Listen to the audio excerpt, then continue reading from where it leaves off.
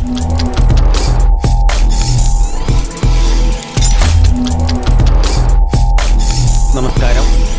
നാട്ടുരാജ്യ ന്യൂസിന്റെ പ്രഭാത വാർത്തകൾ.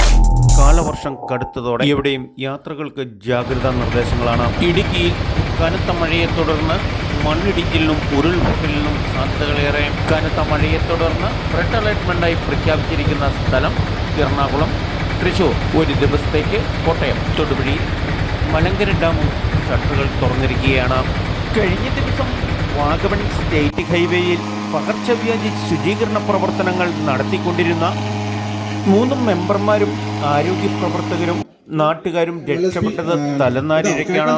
ഉരുൾപൊട്ടലിന് സമാനമായ മണ്ണിടിച്ചിലാണ് ഉണ്ടായത്.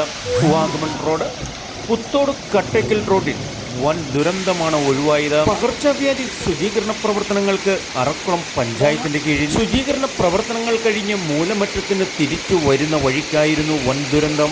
സഞ്ചരിച്ചിരുന്ന വാഹനം ഒഴുക്കിൽപ്പെട്ടിരുന്നെങ്കിലും ടയർ പഞ്ചറായി നിലത്ത് പതിച്ചതിനാൽ ഒഴുക്കിൽപ്പെടാതെ വൻ ദുരന്തമാണ് ഒഴിവായി കിട്ടിയത്. യാത്രക്കാർ എത്രയും പെട്ടെന്ന് വാഹനത്തിൽ നിന്ന് ചാടിയിറങ്ങി രക്ഷപ്പെടുകയായിരുന്നു.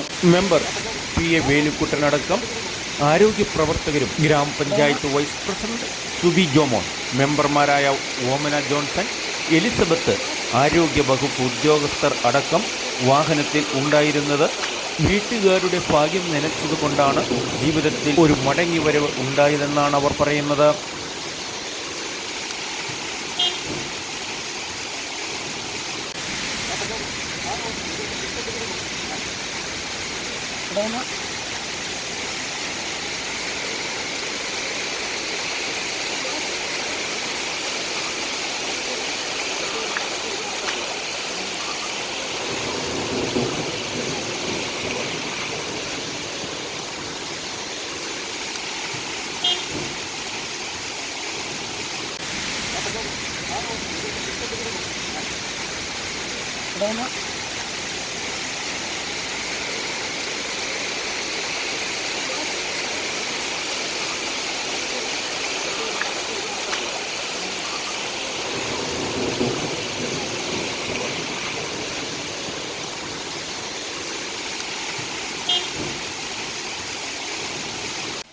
നാട്ടുരാജ്യ ന്യൂസിനു വേണ്ടി റിപ്പോർട്ടിംഗ് KK വിജയൻ.